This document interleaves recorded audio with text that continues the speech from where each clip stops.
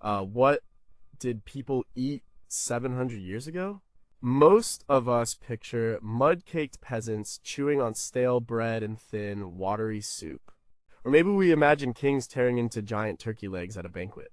The truth is stranger, and a lot more delicious. They ate flowers. They made candy from ginger and sugar. Their pies were filled with live birds. They dyed their food bright yellow with saffron and deep purple with exotic flowers. Sugar was a spice used on fish and meat. And they loved sour flavors, using a sour grape juice called verjuice in almost everything. Their food wasn't just about survival. It was about status, medicine, and art. But we've forgotten these dishes. We see the Middle Ages as a dark, grim period. We assume their food was just as bad. What if it wasn't? What if their kitchens produce flavors that are complex, surprising, and genuinely good? We're going to look at some of these lost recipes. Not just the weird ones, but the ones that might deserve a place on our own tables. We'll rebuild them, taste them, and ask a simple question. Was medieval food actually great? Number 25. Could a bowl of mush be comfort food? Let's start with the most basic food imaginable. It's pottage. This was the foundation of the medieval diet for rich and poor alike. The word itself just means pottage, or something cooked in a pot. It could be anything from a thin, grainy gruel to a thick, rich stew. For a peasant, it was often the only meal of the day. The peasant version was simple. It was made with whatever was available. Oats or barley, maybe some peas or beans for protein. They'd throw in onions, leeks, and cabbage from their small garden plot, what was called a wort yard. If they were lucky, a bit of bacon fat would add flavor. This pot would simmer over the hearth all day. People would eat from it, add more water, add more vegetables, and keep it going for days. The chronicler Piers Plowman, writing in the late 14th century, gives us a glimpse into the peasant diet. He speaks of a few curds and cream and a loaf of beans and bran. It was about survival. But the pottage of a wealthy household was a different thing entirely. The cooks in a castle kitchen had access to better ingredients. Their pottage, what they might call a brouette or a civet, would be thick with meat or fish. They used chicken, pork, or rabbit, often shredded or ground into a paste. They added expensive imported spices like black pepper, cloves, and mace. Almond milk, made by steeping ground almonds in water, was a common ingredient to make it creamy, especially during Lent when dairy was forbidden. One recipe, called frumenty, was a pottage for special occasions. It appears in one of the oldest English cookbooks, the Form of Curie, compiled around 1390 for the master cooks of King Richard II. The recipe calls for whole wheat cracked and boiled until soft, then it's mixed with rich beef or venison broth and almond milk. They added saffron to make it a brilliant yellow and sometimes egg yolks to make it richer. It was served as a side dish with meat. It was thick, creamy, and savory. Think of it as a medieval version of risotto or a very luxurious porridge. It was true comfort food, a warm, filling dish that showed off the host's wealth through its ingredients. So, how do you make a basic, good pottage today? It's simple. Start with some stock, chicken, or vegetable. Add some pearl barley, let it simmer, chop up some leeks, onions, and carrots. Add those to the pot. If you have some leftover cooked chicken or pork, shred it and stir it in. Season it with a little salt and black pepper. Let it cook until the barley is soft and the stew is thick. It's not fancy, but it's deeply satisfying. It connects you to a fundamental taste of the past. But this simplicity hides so many questions. We have the recipes, but so much is missing. When a recipe said to cook something until it was enough, what did that mean? How did they control the heat on an open fire to simmer a pottage for hours without burning it? And for the peasant pottage that was kept going for days, how did they stop it from going bad or becoming a breeding ground for disease? What did the ever-changing flavor of a days-old pottage really taste like? Number 24, were vegetables just weeds? We have this idea that medieval people, especially the English, only ate meat. Vegetables were seen as lowly peasant food. This isn't entirely true. While the nobility prized meat, vegetables known as worts or herbs were a huge part of the diet for everyone. The difference was in how they were prepared. A peasant would eat his worts raw or boiled in the pottage pot. A lord, however, would eat his vegetables processed into something more refined. One of the most common and surprisingly tasty dishes was called buttered worts. It sounds plain, but it was a simple and effective way to make greens delicious. The recipe is found in several 15th century English manuscripts. The instructions were straightforward. Take good herbs like cabbage, spinach, or beet greens, pick them over, wash them, and parboil them in water. Then, squeeze out all the water. This was a crucial step. Medieval cooks believed that raw or improperly cooked vegetables could cause wind and unbalance the body's humors, a medical theory dating back to the ancient Greeks. Squeezing the water out was thought to make them safer to eat. After squeezing, you chop the greens finely. Then comes the good part. You put the chopped greens in a clean pot with good, sweet butter. You also add a little bit of clear water or broth. You season it with salt and maybe a pinch of saffron for color. And then you heat it, stirring until the butter is melted and everything is hot. It was served warm as a side dish. What does it taste like? It's rich, savory, and surprisingly modern. The greens are tender, and the butter adds a wonderful flavor and richness. It's not far from creamed spinach, just without the cream. Making it today is easy. Take a bunch of kale or chard, boil it for a few minutes, drain it, and chop it fine. Melt a good knob of butter in a pan, add the greens, a splash of stock, and a pinch of salt. It's a perfect side for roast chicken or fish. This dish tells us a lot. It shows that they cared about the texture and preparation of vegetables. It wasn't just about boiling them to mush. The act of parboiling, squeezing, and then reheating in butter is a proper cooking technique. Food historian Bridget Ann Hennish, in her book Fast and Feast, explains that medieval cooks were masters of transforming ingredients. They didn't like things in their natural state. Everything had to be chopped, ground, spiced, and colored. Buttered worts is a simple example of this principle. The greens are transformed from a simple plant into a proper dish. But there are gaps in our knowledge. What exactly were the good herbs they used? The recipes are often vague. They likely used a mix of cultivated plants like cabbage and wild greens foraged from the fields, things we'd call weeds today, like fat hen or good King Henry. Did every household have its own unique blend of worts? And when they used butter, was it salted or unsalted? The quality and taste of butter would have varied wildly by region and season.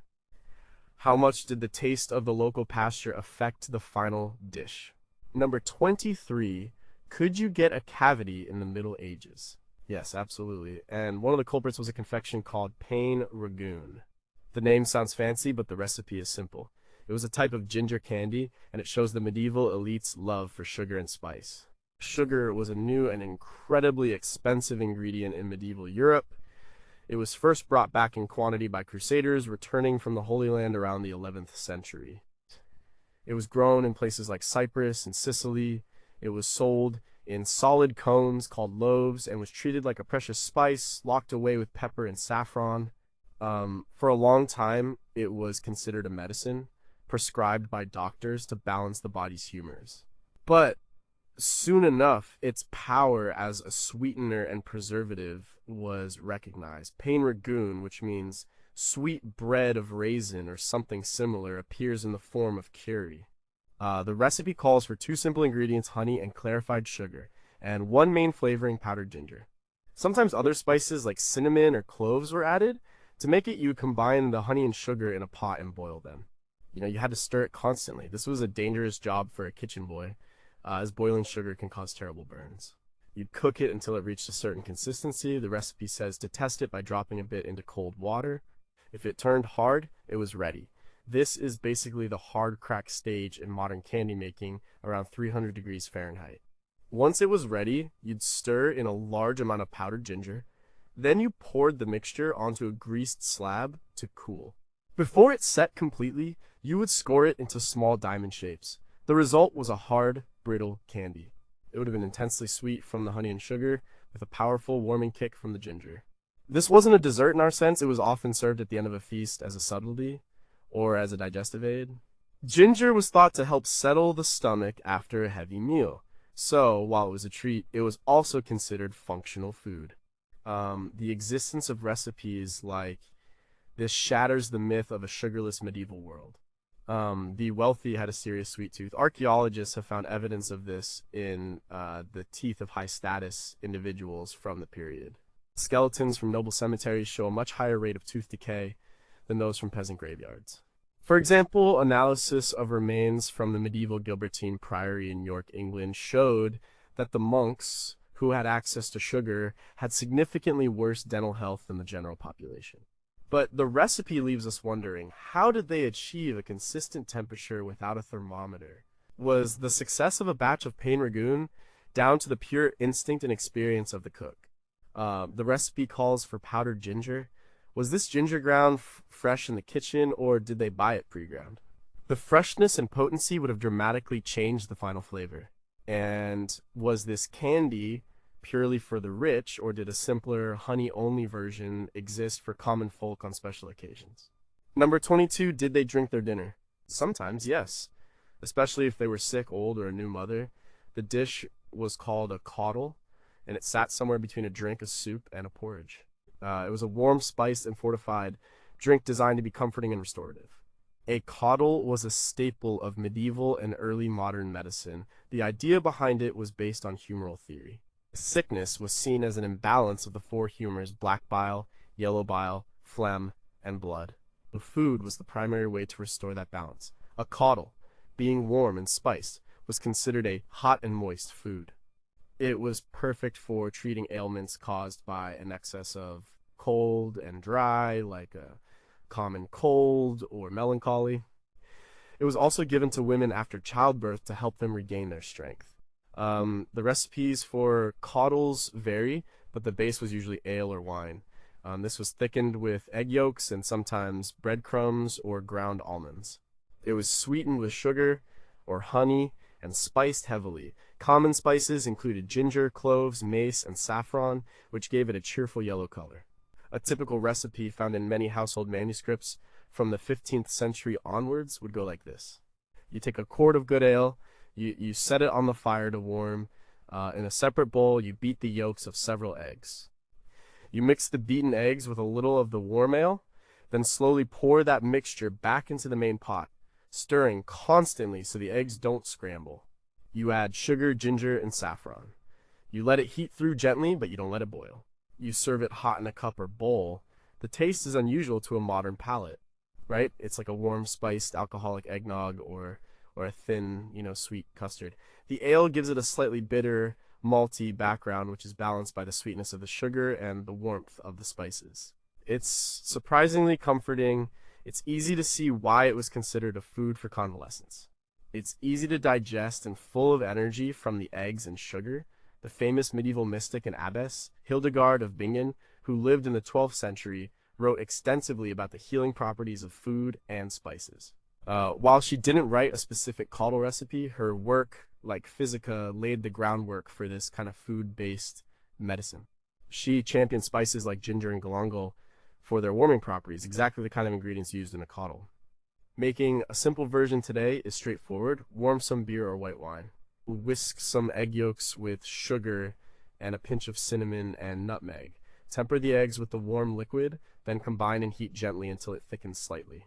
It's a taste of history's medicine cabinet. But what did good ale actually mean in the 15th century? Was it strong, weak, hopped, or unhopped? The type of ale would completely change the flavor of the caudle. And when a recipe calls for spices, was there a standard mix, or did each cook have their own secret blend? More importantly, did these caudles actually work? Was there any real medicinal benefit beyond providing calories and comfort, or was it purely a placebo based on the science of the day? Number 21. Could a roast be deceptive? In medieval cooking, things were rarely what they seemed. A swan might be put back in its feathers after roasting. A pie might have live frogs jump out when cut, and a piece of roast pork could be disguised as something else entirely. This dish was called cormarye. Cormarye was a specific preparation for pork, usually a loin. The name might come from coriander, one of its key spices, or it might be related to a French style of preparation. The recipe is found in the 14th century English collection, The Form of Cury. It's a great example of the medieval love for sweet, sour, and heavily spiced flavors, especially with meat. The process starts with a loin of pork. First, you parboil it. This was a common medieval technique to clean the meat and start the cooking process. After parboiling, you let it cool, then you score the skin in a checkerboard pattern. This is a key step, similar to how we score pork belly today, to get crispy crackling. Next, you make a powerful seasoning paste. The recipe calls for coriander seed and caraway seed ground into a powder. You mix this with pepper and garlic. Then you add powder douce, a sweet spice mix that likely contains sugar, cinnamon, and cloves. You also add salt. You rub this spice mixture all over the pork loin, pushing it into the scored cuts. And then you roast it. The recipe doesn't specify how, but it would have been on a spit over an open fire. While it roasts, you baste it with a special glaze. This glaze is made from wine and galantine, a sauce made with breadcrumbs, vinegar, and spices like galangal, a root similar to ginger and cinnamon.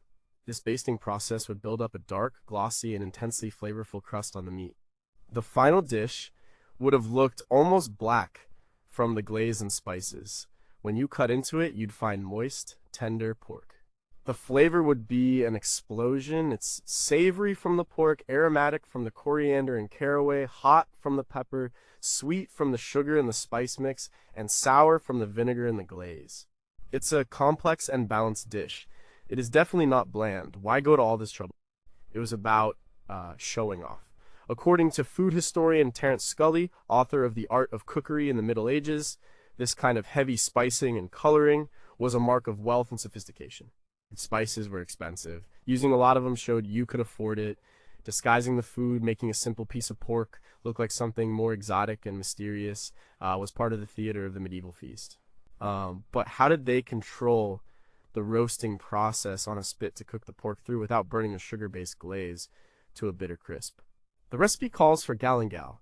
How different was the flavor of medieval galangal compared to what we can buy today? And what was the exact composition of powder douce? Was it a standard commercial mix, or was it a unique blend for King Richard II's kitchen? Its true recipe now lost forever. Number 20. How do you make fish taste less fishy? Before the medieval Christian, life was governed by the church calendar, and the calendar was full of fast days. Every Friday, all of Lent, and various other vigils and holy days were meatless. For a wealthy household, this didn't mean eating bread and water, it meant eating fish. Like lots and lots of fish. But fresh fish was not always available, especially inland. So they relied on preserved fish, salted, pickled, or dried cod, stockfish, and salted herring. The challenge for a medieval cook was to make this often bland and very fishy tasting food exciting. One solution was a sauce called sauce soil. It appears in 15th century manuscripts and was designed to be served with roasted or boiled fish. The name might mean a sauce that soils or darkens the fish, or it could be a corruption of a French word. It's a simple sauce, but it uses powerful flavors to mask and complement the fish. The recipe is straightforward. You take onions and mince them very finely, then you boil them in a small amount of water until they are very soft. After boiling, you drain them and put them in a mortar. You add breadcrumbs which have been soaked in vinegar. You grind these together into a smooth paste. To this paste, you add powdered pepper, ginger, and cinnamon. Finally, you thin the sauce to the right consistency with more vinegar and a little salt. You would pour this sauce over a piece of boiled tench or roasted pike. The result is a sauce that is both sharp and spicy. The vinegar provides a strong acidic kick, which cuts through the oiliness of some fish. The onions, softened and ground, give it a savory background sweetness, and the spices pepper, ginger, and cinnamon add warmth and complexity. The use of cinnamon with fish is strange to us, but it was common in medieval cooking. They didn't have our rigid categories of sweet and savory spices. This sauce is a perfect example of what the great French chef Taivent, who wrote La Viandier around 1380, was trying to achieve. His cooking was about powerful, contrasting flavors. He used vinegar, verjuice, and spices to create dishes that were anything but subtle. Sauce soil follows this philosophy. It's not a delicate sauce, it's a bold statement designed to make a boring piece of Lenten fish palatable. Making it today is an interesting experiment. Finely chop an onion and boil it. Mash it with a piece of bread soaked in red wine vinegar. Add a pinch of black pepper, ground ginger, and cinnamon. It's a powerful condiment, a bit like a medieval chutney or relish. It works surprisingly well with a simple piece of grilled mackerel or cod. But the recipe leaves us wondering. It calls for vinegar. What kind of vinegar? Was it wine vinegar, ale vinegar, or cider vinegar? Each would give a different flavor. The recipe also relies on the cook's judgment. for the proportions. How much bread to how much onion? How much spice? Was a spicy sauce in one household considered mild in another? And did they ever use this sauce on anything other than fish? Could it have been a way to liven up leftover boiled meat on a non-fast day? Number 19, could a pie contain a whole garden? Medieval pies, or tarts, were very different from ours. Their crusts, called coffins, were often thick, straight-sided, and not meant to be eaten. They were simply edible containers for the filling. And the fillings could be incredibly complex, mixing sweet and savory, meat and fruit, in ways we find strange today. A great example of this is a tart of herbs. This recipe from the 15th century is essentially a quiche or a savory custard tart, but filled with a wide variety of herbs and flowers. It was a dish for the spring and summer, using the best of the kitchen garden. It shows that medieval cuisine was not all brown stews, it could be green, fresh, and vibrant. The recipe starts with the pastry case. It would be a simple short crust, made with flour, water, and lard or butter. The cook would form this into a deep shell. Then, you prepare the filling. The recipe says to take good herbs and parboil them, squeeze out the water, and chop them fine. This is the same technique as for buttered worts. The herbs used would be a mixed spinach, parsley, chard, and maybe some more unusual ones like borage or tansy. To the chopped herbs, you add cheese. The recipe specifies grated cheese, likely a hard aged cheese similar to cheddar or parmesan. You also add eggs beaten well. This mixture is seasoned with powdered douce, the sweet spice mix, and sometimes saffron for color. Some recipes also call for adding flowers like primrose or violet blossoms directly into the filling. The whole mixture is poured into the pastry shell and baked. The result is a deep, savory tart. It would taste rich and cheesy with the fresh green flavor of the herbs coming through. The spices would add a subtle sweetness and warmth. If flowers were used, they would add a delicate floral note and beautiful specks of color. It's a sophisticated and delicious dish, a celebration of the garden. This kind of dish reflects the importance of the garden in a medieval household. The monastery gardens in particular were centers of botanical knowledge. Monks following the rule of Saint Benedict were skilled gardeners growing not just food but also medicinal herbs. The great scholar Albertus Magnus, in the 13th century, wrote extensively on botany, and his work shows a deep understanding of plants. A tarte of herbs is a culinary expression of this botanical knowledge, but what was the exact mix of good herbs? The flavor could change dramatically depending on whether you use mild spinach or slightly bitter tansy. Some herbs they used, like cormarye or alicost, are hard to find today. What did they taste like? The recipe also mentions flowers. Were these just for color, or did they contribute a significant flavor? And how did they ensure the tart was cooked through in a wood-fired oven without the top burning before the custard in the middle was set? Number 18, what did they drink when water was unsafe? For most people in the Middle Ages, the everyday drink was small ale. It was a weak, low-alcohol beer that was cheap to make and safer to drink than water from a potentially contaminated well or river. But for a celebration or a wealthy table, they drank something much more special, spiced wine. One of the most famous of these was Hippocras. Hippocras was a hugely popular drink across Europe for centuries. It was named, supposedly, after the Greek physician Hippocrates because the wine was filtered through a cloth bag called a monicum hippocraticum, or sleeve of Hippocrates. It was essentially a mulled wine, but served cold or at room temperature, and it was intensely sweet and spicy. The recipe appears in countless manuscripts, including the Forme of Curie and Taillevent's Le Viandier. The base was red or white wine. To this you added a shocking amount of spices. The most important was cinnamon. A good Hippocras had to have a strong cinnamon flavor. Other key spices were ginger, cloves, nutmeg, mace, and galangal. Sometimes more exotic ingredients like grains of paradise, a peppery spice from West Africa, or spikenard were included. The spices were coarsely ground but not powdered. They were mixed with a large quantity of sugar. The sugar and spices were then stirred into the wine. The mixture was left to infuse for a period, sometimes overnight. Then came the crucial filtering step. The wine was poured repeatedly through the cloth sleeve, which was filled with the spices. This process clarified the wine and transferred the flavor of the spices. The first run-through would be the strongest and best, reserved for the Lord. Subsequent run-throughs with the same spices would produce a weaker version for the rest of the household. The taste of Hippocras is powerful. It's very sweet, with the sugar balancing the tannins in the red wine. Then you get a wave of warm spice, dominated by cinnamon and ginger. It was served at the end of a feast, much like a dessert wine or port today. It was also considered a health tonic, with the warm spices thought to aid digestion. The cost of the ingredients meant this was a luxury drink. A pound of cinnamon in 14th century London cost about the same as a skilled craftsman earned in 2 weeks. The spice trade, controlled for centuries by Venetian and Genoese merchants who bought spices in Alexandria and Constantinople, was a source of immense wealth and political power. Drinking Hippocras was a direct way of displaying your connection to this global trade and your immense wealth.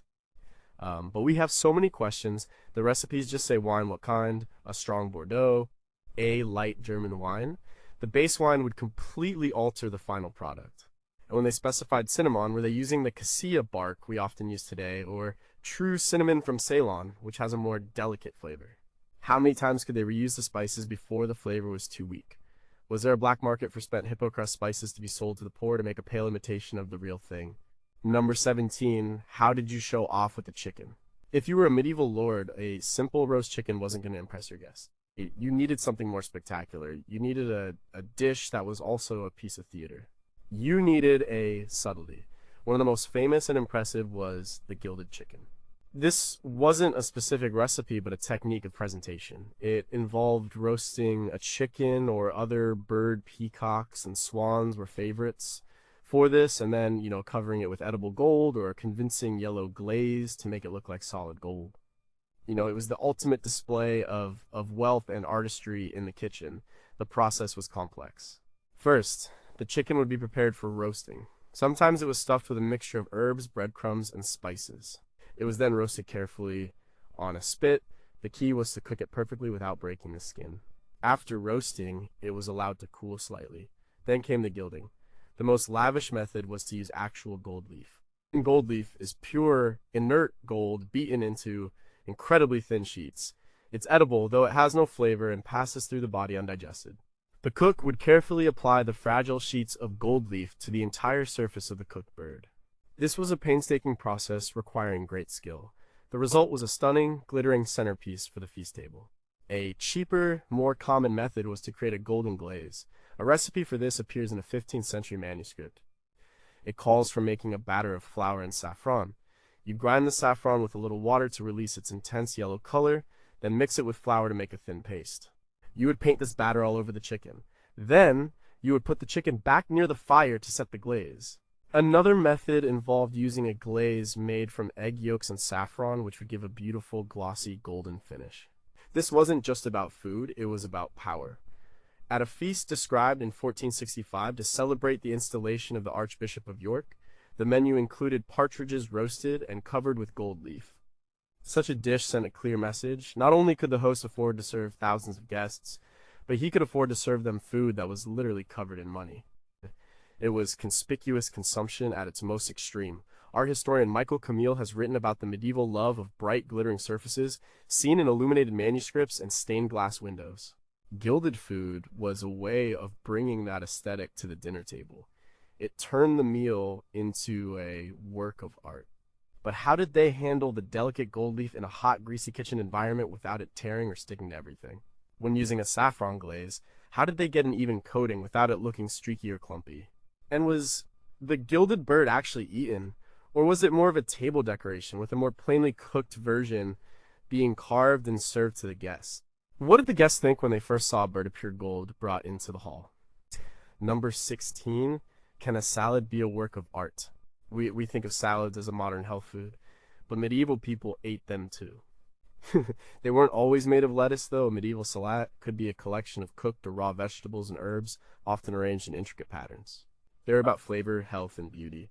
A typical recipe for a salad appears in 15th century sources. It gives a long list of possible ingredients. For the base, you could use parsley, watercress, spinach, or sorrel. You would add thinly sliced onions and leeks. Then you would add a variety of herbs for flavor: sage, mint, rosemary, and dittany. The most interesting part was the addition of flowers. The recipe suggests borage flowers, marigolds, primroses, and violets. These weren't just a garnish, they were a key part of the salad, adding color and a delicate, sometimes peppery or sweet flavor. The dressing was simple. It was usually a vinaigrette made of oil and vinegar, seasoned with salt and sometimes sugar. The recipe instructs you to wash all the herbs and greens well, pick them over, and dry them. The onions should be sliced very thin, then you arrange everything on a dish. The presentation was important. You might make a pattern with the different colored flowers and herbs. This kind of salat was seen as very healthy. Based on humoral theory, these raw herbs and greens were cold and moist. They were considered a good way to start a meal, especially in the spring and summer, as they were thought to whet the appetite and counteract the hot qualities of the roasted meats that would follow. The writer Andrew Boord, in his A Dietary of Health from 1542, recommended eating salads, but cautioned that the herbs should be young and tender. The inclusion of so many flowers is fascinating. It shows a close connection to the garden and an appreciation for the beauty of ingredients. Many of these flowers also had symbolic meanings. Violets could represent humility, and borage was thought to bring courage. So a salat could be a message as well as a meal. Making a medieval-style salat today is a wonderful experience. Go beyond lettuce. Use a mix of parsley, mint, and spinach. Add some very thinly sliced spring onions. For the dressing, use a simple olive oil and white wine vinegar vinaigrette. And the best part, add some edible flowers. Pansies, nasturtiums, and borage blossoms are easy to find. The result is beautiful to look at and has a complex, fresh flavor that is very different from a standard green salad. But which oil did they use? The recipes just say oil. In England, it might have been rapeseed oil. In France or Italy, olive oil. The type of oil would profoundly impact the taste. And what about the balance of herbs? Was there a classic ratio of parsley to mint? Or was it all up to the cook's whim and the contents of the garden that day? How did they ensure the flowers were clean and free of insects before serving them on the Lord's plate? Number 15 was gingerbread, a house, or a snack. Long before gingerbread houses became a Christmas tradition, gingerbread was a simple, potent, and very popular medieval confection. But it was nothing like the soft cake like gingerbread we know today. It was a hard, dense cake, more like a candy or an energy bar, and it often contained no ginger at all. The name is a bit of a historical mix-up. The Old French term was gingerbread, which was a preserved ginger. This somehow became associated with a sweet cake called gingerbread. Early English recipes for gingerbread are confusing. Some contain ginger, but many do not. The key ingredients were not ginger and molasses, but honey and breadcrumbs. A very common 14th century recipe for gingerbread gives these instructions. Take a quart of honey, clarify it by heating it and skimming off the impurities. And then add a large amount of ground pepper and cinnamon. The recipe also calls for saunders, a red sandalwood powder used purely for coloring to give the cake a deep reddish brown hue. You boil this mixture and then thicken it with breadcrumbs. You need a lot of breadcrumbs, enough to make a very stiff paste.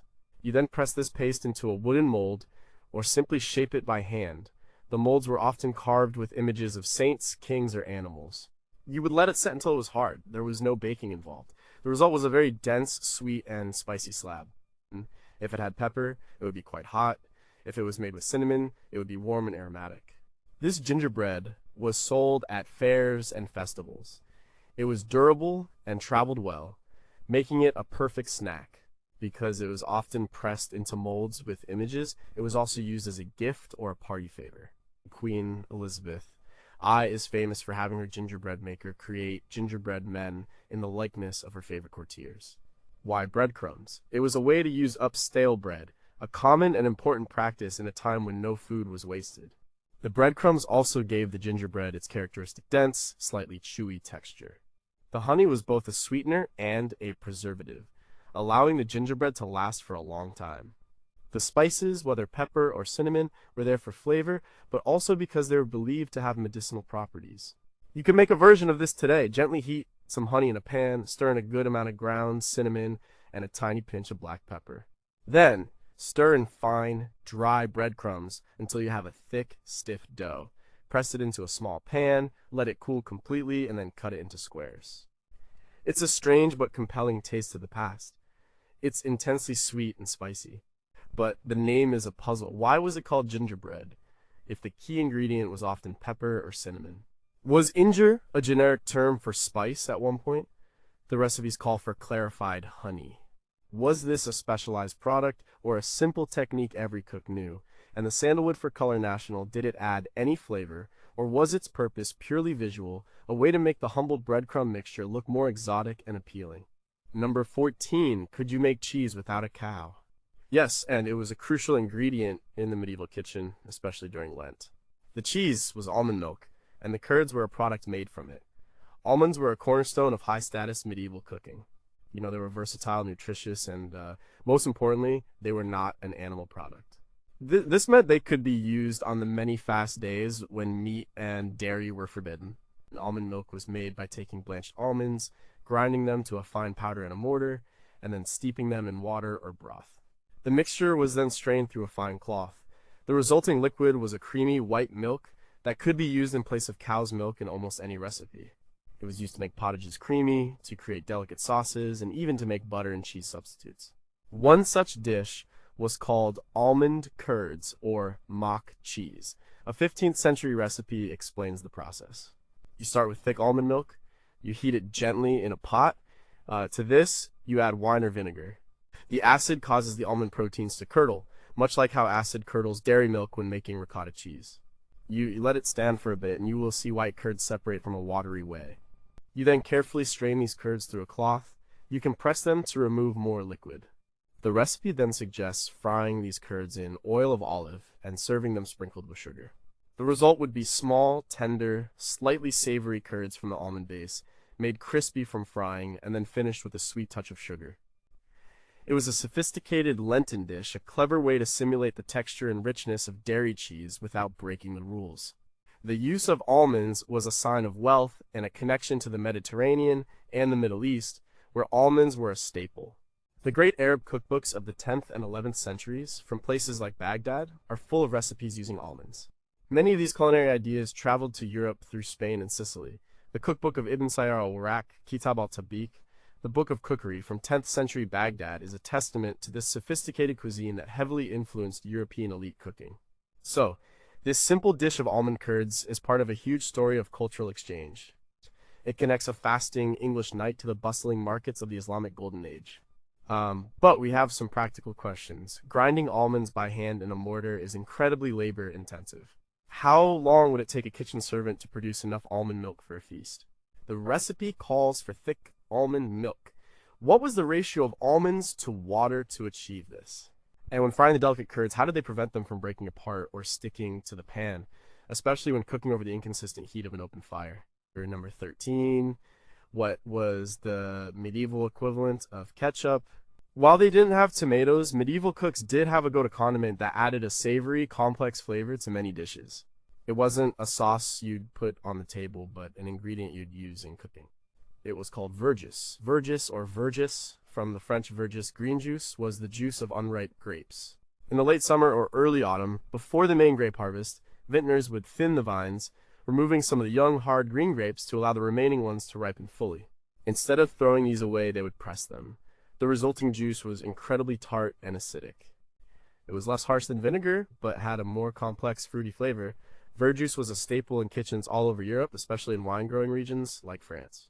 It was the primary souring agent in countless recipes, from sauces for fish to stews of beef. Taille-Vence-le-Viandier is filled with recipes that call for verjuice. It was used to deglaze pans, to balance the richness of fatty meats, and to add a bright, fresh note to vegetable dishes. One typical use for it was in a sauce for chicken. A simple 14th century recipe might instruct you to roast a chicken. Then, you take the drippings from the roasting pan. You put the pan over the fire and pour in a good splash of verjuice. As it bubbles, you scrape up all the brown bits from the bottom of the pan. To this, you might add some chopped parsley and a pinch of ginger. You would pour this simple, tangy pan sauce over the carved chicken. This is a classic culinary technique that we still use today. The acidity of the verjuice cuts through the fat of the chicken, and its fruity notes complement the savory flavor of the meat. It's a much more subtle and interesting flavor than you would get from using lemon juice or vinegar. The production of verjuice was a normal part of the agricultural year.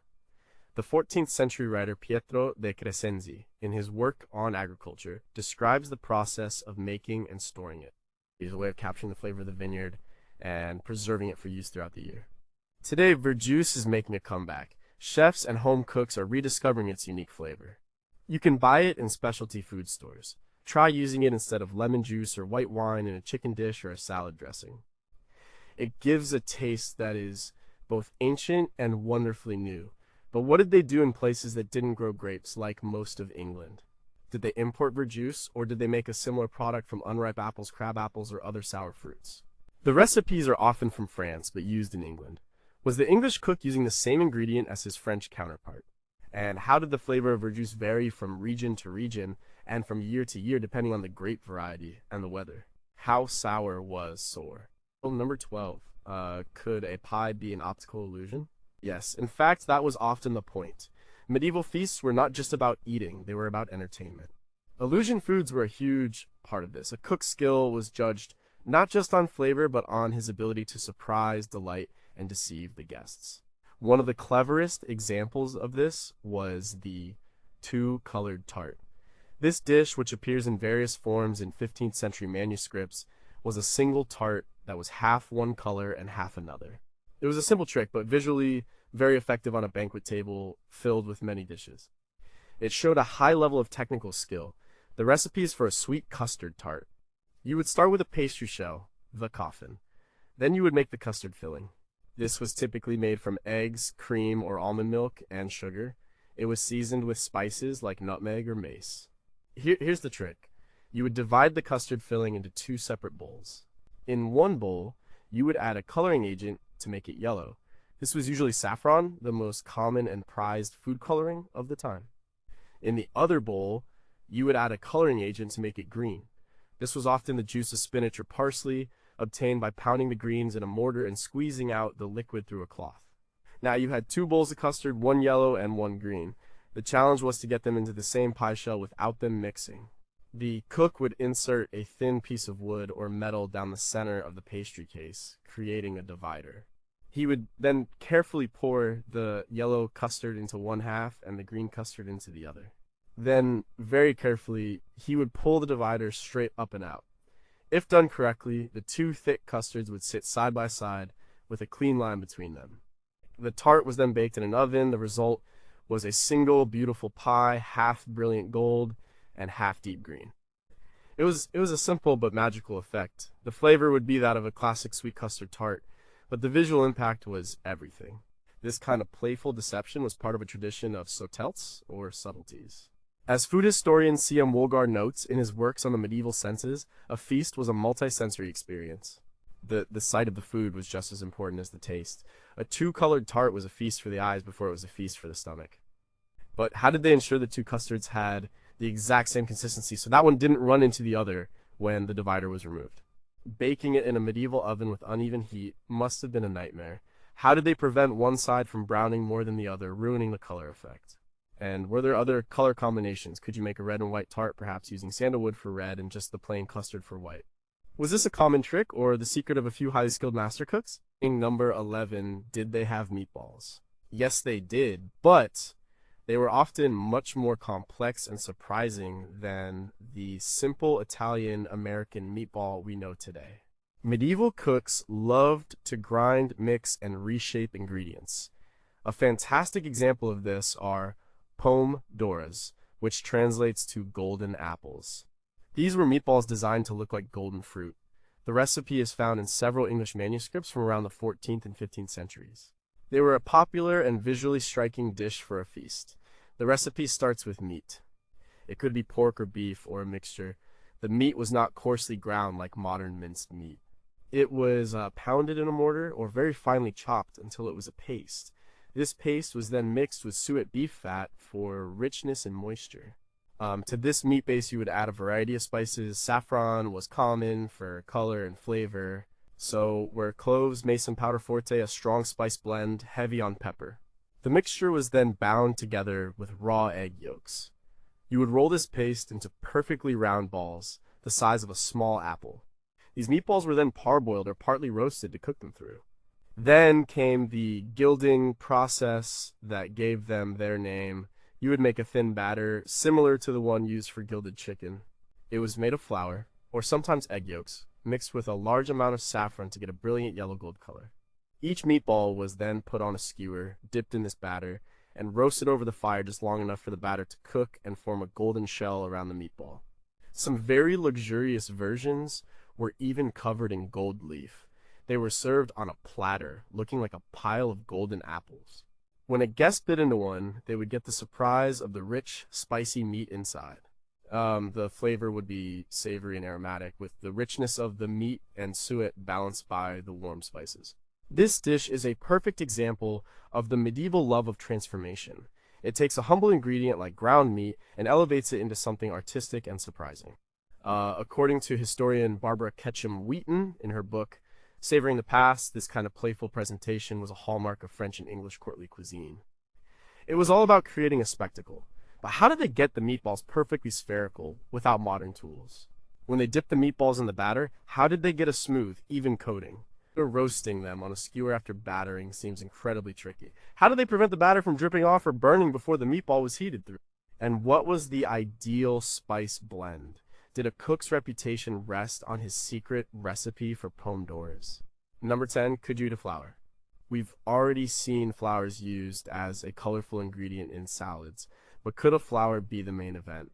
Yes, one popular recipe from the 15th century was for primrose pottage. This was a sweet custard-like dish made with primrose flowers. It was served as a dessert or a special dish in the spring when primroses were in bloom. It's a beautiful example of how medieval people used seasonal, foraged ingredients in their cooking. The recipe is quite simple. You take a great quantity of primrose flowers, you wash them and grind them in a mortar. Some recipes say to grind them with almonds or rice flour to create a thicker base. This flour paste is then mixed with milk or almond milk and sweetened with honey or sugar. You would then gently heat this mixture in a pot, stirring it until it thickens into a pottage or a custard. Saffron was often added to enhance the yellow color of the primroses. Some versions were thickened with egg yolks, making them richer. The finished pottage was poured into bowls and sometimes garnished with whole primrose flowers. The taste would be delicate and floral. Primroses have a faint, sweet, and slightly peppery flavor. And combined with the creamy base of almond milk and the sweetness of honey, it would have been a light and fragrant dessert. It's a world away from the heavy, spicy meat dishes we often associate with the period. This recipe shows an intimate knowledge of the natural world. People knew which wild plants were edible and when to harvest them. The book, The Medieval Flower Book by Celia Fisher, shows how flowers were deeply embedded in the culture, art, and symbolism of the period. Cooking with them was a natural extension of this. Primroses were associated with youth and springtime, so a dish made from them was a celebration of the changing seasons. It's a dish you could still make today, provided you have a source of primroses that haven't been treated with pesticides. It's a reminder that not all medieval food was brown and heavy. It could be colorful, delicate, and deeply connected to the landscape. But how many primroses would you need to make a pottage for a whole household? The quantity must have been huge. Grinding delicate flower petals in a mortar seems like a difficult task. How did they get a smooth paste rather than a bruised mess? And were there other flower pottages? The recipes mention primroses and sometimes violets. Did they ever make a pottage of rose petals or marigolds? What other forgotten floral flavors did they enjoy? Number 9. How did they preserve fruit without a freezer? Before modern canning and freezing, preserving the harvest to last through the long winter was a critical skill. One of the most delicious ways they preserved fruit was by making a type of fruit paste or leather called a quince cheese or membrillo. This recipe was especially popular in southern Europe, where quinces grow well, but it was known in England too. A quince is a hard acidic and astringent fruit. When raw, it looks like a lumpy apple or pear. But when you cook it for a long time, it undergoes a magical transformation. Its flesh turns from white to a beautiful deep pink or ruby red, and its flavor becomes rich, floral, and delicious. The recipe for quince cheese is ancient, likely dating back to the Romans who would cook quince with honey. The medieval version, found in many household recipe books, involves peeling and coring the quinces, then boiling them in water until they are very soft. The cooked fruit is then pushed through a sieve to create a smooth puree. This puree is then put in a pot with a large amount of sugar or honey, usually an equal weight to the fruit puree. This mixture is then cooked slowly for a very long time, stirring constantly. As it cooks, the water evaporates and the mixture becomes very thick and darkens in color. The pectin in the quince, combined with the sugar, causes it to set. When it's so thick that a spoon drawn through it leaves a clear trail, it's ready. You pour the hot paste into shallow, oiled molds or trays and leave it to cool and set. The result is a solid, sliceable block of fruit paste. It has an intensely sweet and aromatic quince flavor. It can be stored for many months, even years, in a cool, dry place. Quince cheese was served as a dessert, often with actual cheese. The sweet, fragrant fruit paste is a perfect complement to a sharp, salty cheese. This is a food pairing, membrillo con manchego, that is still a classic in Spain today. It was also considered a digestive aid, just like ginger candy. The 12th century physician and scholar Moses Maimonides, who worked in Spain and Egypt, wrote about the health benefits of fruit preserves. This idea of food as both pleasure and medicine was central to medieval thought. Quince cheese was the perfect embodiment of this, a delicious treat that was also good for you. But the cooking process is very long. How did a medieval cook manage a pot that needed constant stirring for hours over a wood fire? And how did they judge when the mixture was ready without a sugar thermometer? The recipes say to cook it until it is hard. This is a very subjective measure. Did batches often fail, either by being too soft or by being scorched on the bottom of the pot? And did they make similar cheeses with other fruits like apples or pears? Number 8. Could fish be a pie? Yes, of course. Pies were one of the great staples of medieval cooking. They were a convenient way to cook, and serve a filling in the pastry case helped to keep the contents moist. While we are familiar with meat pies, fish pies were also extremely common, especially for the many fast days. A great example is a salmon and fig pie. This might sound like a very strange combination to us. Sweet fruit with savory fish, but in medieval cuisine, this was completely normal. The line between sweet and savory was very blurry. This recipe, found in 15th century English collections, shows this principle in action. The recipe starts with a pastry coffin. Inside, you would place a piece of fresh salmon. On top of the salmon, you would put a layer of figs and raisins. You would then add a pickling spice mixture.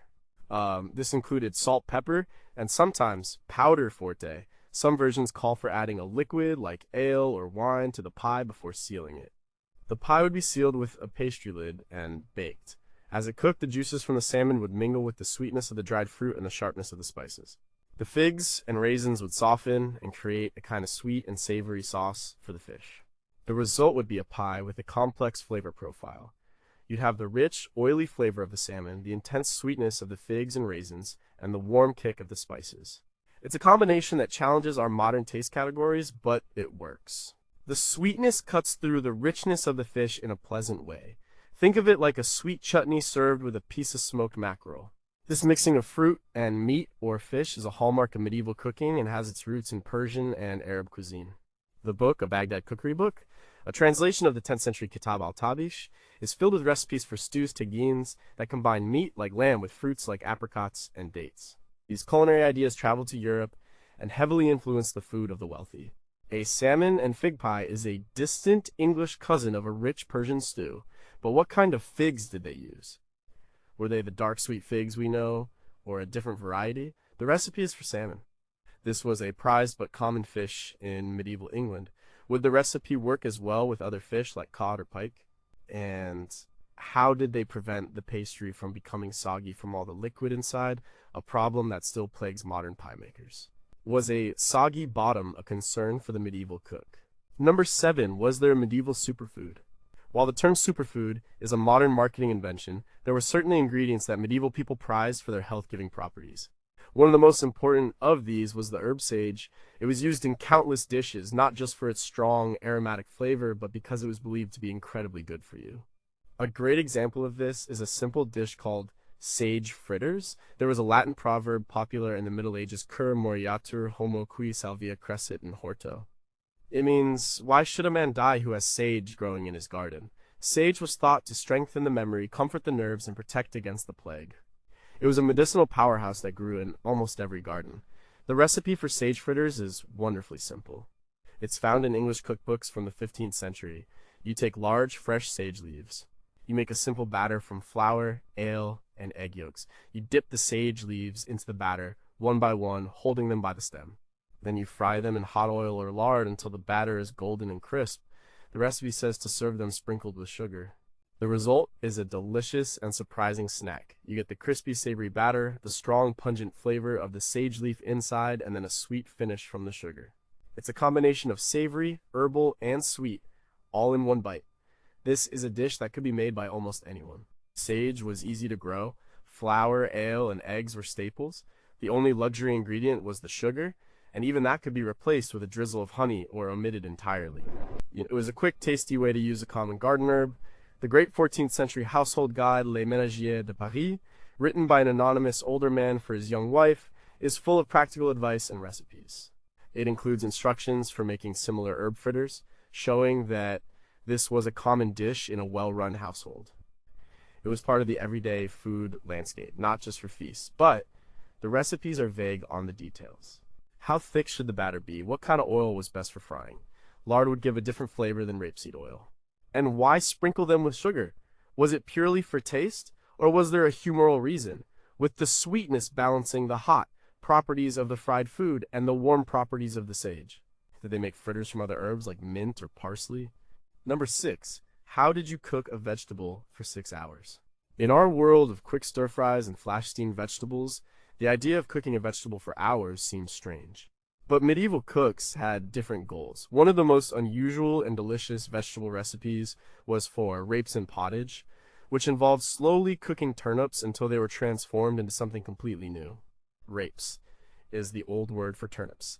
This recipe from a 15th century manuscript shows the medieval technique of slow cooking and flavor concentration. It's a method for taking a humble watery root vegetable and making it rich and savory. The recipe instructs you to peel the turnips and parboil them. Then you press out as much water as you can. This is a key step as it begins the process of concentrating the flavor. The pressed turnips are then mashed or hewn small. You then put the mashed turnips in a pot with good broth, likely a rich beef or pork stock. You let this simmer for a long time. The recipe says for 2 or 3 hours, and some variations imply even longer. As it simmers, the turnips absorb the flavor of the broth, and their own flavor deepens and sweetens.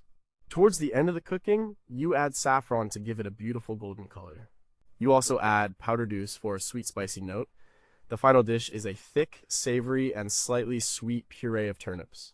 It would have a deep earthy flavor from the turnips enriched by the meat broth and warmed by the spices. It would be served as a side dish, a medieval equivalent of mashed potatoes. This long cooking process breaks down the vegetable structure and caramelizes its natural sugars, creating a depth of flavor you can't get from quick cooking. This principle was understood by cooks like the one who wrote the recipes in the collection known as the Goude Coquerie. These recipes show a real understanding of how to build flavor through technique, not just by adding spices. But how did they manage this long, slow simmer over an open fire without it catching and burning on the bottom of the pot? This constant stirring would be needed. And the instruction to press the turnips, how was this done effectively? Did they use a linen cloth or a dedicated press? The flavor of the final dish would depend almost entirely on the quality of the good broth. What was the secret to making a truly rich and flavorful medieval stock? Number 5. Could a pudding be boiled in a bag? Yes. In fact, for centuries, that was the primary way of making a pudding. Before the invention of modern ovens and pudding basins, the easiest way to cook a liquid-based pudding was to put it in a cloth bag or an animal's stomach and boil it. This is the ancestor of the classic English boiled pudding, like a Christmas pudding or a steak and kidney pudding. A great medieval example is white pudding in a gut. This was a type of sausage, but not the kind we usually think of. It was a pudding, in the British sense, a savory dish cooked in a casing. It's related to modern white pudding, which is still popular in Ireland and Scotland. The recipe from the 15th century starts with a filling. It's not based on blood, like a black pudding. Instead, the base is breadcrumbs, cream, and egg yolks. To this, you add a large amount of chopped suet, which is the hard fat from around the kidneys of a cow or sheep. The suet provides richness and flavor. The mixture is seasoned, but not with the usual medieval spices. Instead, the recipe calls for saffron for color and a large amount of salt. The whole mixture is then stuffed into a clean intestine or a gut, usually from a pig. The ends are tied securely. This long sausage is then carefully placed in a pot of boiling water and cooked for a long time. The boiling cooks the filling, and the casing holds it all together. After boiling, it can be eaten as is, or it can be cooled and then sliced and fried in butter until golden brown. The taste and texture are rich and savory. It's soft, almost creamy, from the bread and cream, with a deep flavor from the suet. For frying, it adds a wonderful crispy crust. It was a hearty, fatty, and very satisfying food, perfect for a cold day. It was a way of using up perishable ingredients like cream and suet and preserving them in a convenient form.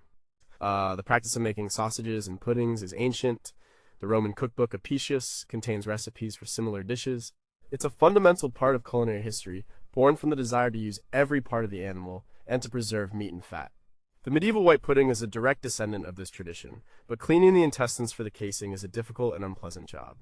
Was this a specialized task done by the butcher or part of the daily work of the kitchen staff? How did they fill the casings without modern sausage stuffing equipment? And how did they know when the pudding was cooked through to the center without a thermometer? An undercooked pudding would be unpleasant, but an overcooked one might burst in the pot. Number 4, what did you eat when you were rich and bored? When you had tried every spice and seen every kind of gilded bird, you needed something truly new and exotic to impress your guests. For the medieval super rich, this sometimes meant eating a porpoise, or more accurately, a thick porridge made from it called porpoise and pottage. Porpoises, along with whales and seals, were considered fish by the medieval church. This was a convenient classification as it meant these sea mammals could be eaten during Lent and on other fast days. For a wealthy household, looking for an impressive and unusual centerpiece for a Lenten feast, a porpoise was a perfect choice. Catching and transporting a porpoise was a major undertaking, so it was an automatic status symbol. The recipes for cooking it, found in high-status cookbooks like the Form of Curie, reflect its special nature. A typical recipe for porpoise pottage is very rich. You would take the porpoise meat and boil it in a mixture of wine and water. Then you would chop it into small pieces. You would make a thick pottage base using breadcrumbs soaked in the winey broth and ground almonds to make it creamy. The porpoise meat was added to this. The pottage was then heavily spiced and seasoned. It was sweetened with sugar, made sour with vinegar, and spiced with a mix of ginger, cloves, and cinnamon. Saffron was added to give it a rich golden color. The final dish was a thick, sweet, sour, and spicy stew of porpoise meat. It would be served in bowls, often with a sprinkle of whole cloves or a drizzle of honey on top. What did it taste like? Porpoise meat is very dark, rich, and oily, with a strong, gamey, and distinctly fishy flavor.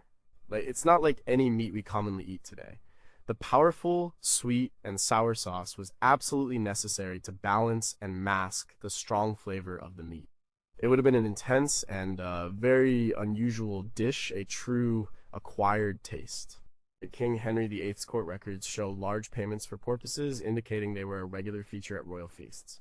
The great London trade companies, like the Fishmongers' Company, regulated the sale of porpoise in the city markets. It was a known if rare commodity, but we have so many unanswered questions. How did they butcher such a large and unusual animal? Was there a specific technique? The recipes call for porpoise, but were they also eating other small cetaceans like dolphins?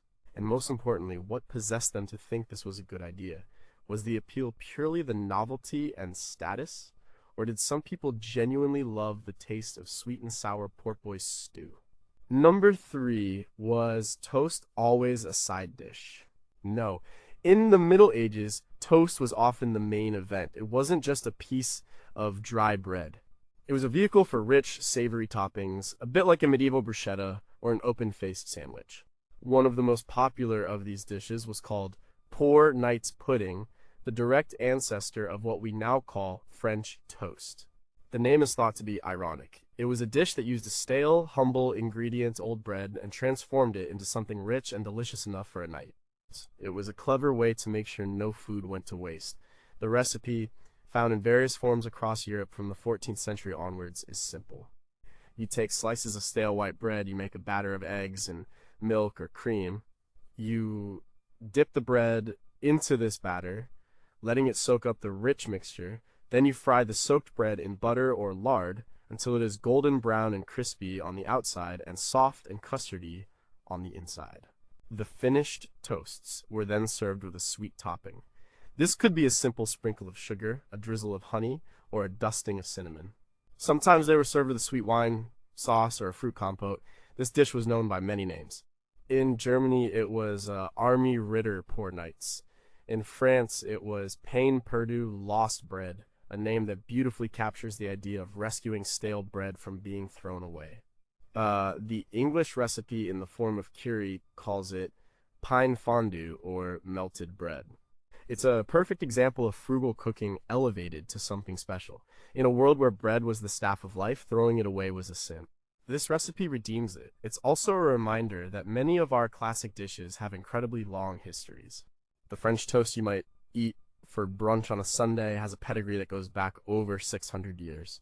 But what kind of bread did they use? Medieval white bread, or payn was finer and denser than our modern sandwich loaves. How did this affect the final texture? The recipe calls for frying in butter. The flavor of medieval butter, unpasteurized and churned by hand, would have been much stronger and more variable than ours. How much did that flavor contribute to the dish? And was this really a dish for poor knights, or was it a comforting nursery food served in wealthy households, with the name being just a charming fiction? Number 2, cuisine. This is one of the most famous and bizarre ideas from medieval cuisine. The nursery rhyme, "Sing a Song of Sixpence," describes a pie with 24 blackbirds that begin to sing when the pie was opened. Was this just a fantasy, or did they really put live birds in a pie? The answer is yes, they did. It was a type of subtlety or illusion food designed to create a moment of shock and wonder at a feast. It wasn't a pie to be eaten, but a piece of culinary theater. The trick is explained in a recipe from the 16th century, but the practice is older. You would first bake a very large, deep pie crust with a lid. This was the coffin. It would be baked empty, or with a temporary filling to support the structure, which was later removed. The crust had to be very thick and strong. Separately, you would make a normal edible bird pie, perhaps with pigeons or other small birds. At the feast, the great empty pie crust would be brought to the table. Just before serving, a number of live birds, blackbirds, sparrows, or other small birds would be placed inside the hollow crust. The lid would be put on top. When the host cut into the pie, the birds, startled by the light and noise, would fly out, creating a chaotic and spectacular moment for the assembled guests. The real edible bird pie would then be served. Sometimes other animals were used. There are accounts of pies filled with live frogs, which would hop all over the table. This was the ultimate party trick. It comes from a 1573 book called Epilario, or the Italian Banquet. The author describes it as a way to make the guests merry. It wasn't about cruelty in the way we'd see it today. It was about creating a moment of wonder, blurring the lines between the living and the dead, the raw and the cooked. That was so central to the medieval feast aesthetic. It was a performance. The personal chef to Duke Philip the Good of Burgundy in the mid-15th century was famous for his incredible feast displays. At one feast in 1454, the Feast of the Pheasant, he presented a pie from which 24 musicians emerged, playing their instruments. While perhaps an exaggeration, it shows the ambition and theatricality of these events. The singing bird pie was part of this grand tradition, but how did they keep the birds calm and quiet inside the pie before it was cut? And how did they prevent the birds from, well, making a mess inside the pie crust? What was the reaction of the guests? Was it delight, or did some people find it alarming to have a flock of birds suddenly flying around the Great Hall? And did this trick ever go wrong? Did the birds sometimes fail to fly out, leading to an awkward silence? And number 1, could you sew a rooster to a pig? This is perhaps the most bizarre, ambitious, and frankly unsettling dish in the entire medieval culinary repertoire. It was the absolute pinnacle of the subtlety. It was called the cockatrice. A cockatrice was a creature of pure culinary fantasy. It was made by taking the front half of a piglet and the back half of a large chicken, or capon, and sewing them together. The resulting hybrid animal was then stuffed, roasted, and presented at the feast as if it were a real, newly discovered beast. The recipe appears in a 15th century English manuscript. The instructions are disturbingly precise. You take a fattened capon, you scald it and draw it. You take a young pig, scald it, and cut it in half at the waist. You take the hind part of the capon and the fore part of the pig and sew them together. You use a needle and strong thread. Some recipes suggest using a skewer to hold the two halves together firmly. You can also do the reverse, the front of the capon and the back of the pig. The head of the piglet was often left on, and the head of the rooster. Once the creature was assembled, it was stuffed with a rich forcemeat, often containing breadcrumbs, eggs, suet, and spices.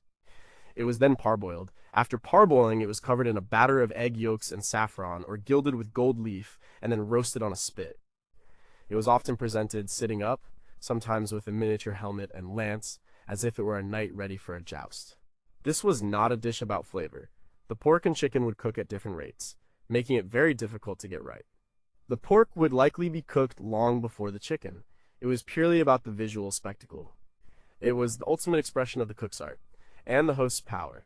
It showed that he could not only afford expensive ingredients, but could afford to manipulate nature itself to create new life on the dinner plate. This desire to create mythical beasts for the table was the height of feast culture. As described by historians like Rie Tannehill in Food and History, the medieval feast was a piece of propaganda. A dish, like the cockentrice, was a statement. It said the host was so wealthy and powerful, he could bend the rules of God's creation for the amusement of his guests. But the practicalities are mind-boggling. How did they sew the two animals together so that the seam was strong enough to hold during roasting? How did they mount this strangely shaped creature on a spit? And when it was brought to the table, was it ever actually carved and eaten? Or was it, like the bird pie, purely a showpiece, to be admired and then taken away, with more conventionally cooked meat served in its place? What must it have been like to be a guest at a feast, and to see this golden, two-headed monster being carried into the hall? It's a question that takes us to the very heart of the strange and wonderful world of medieval food. It was a world of flavor, of art, of faith, and of power, all cooked together in a single pot.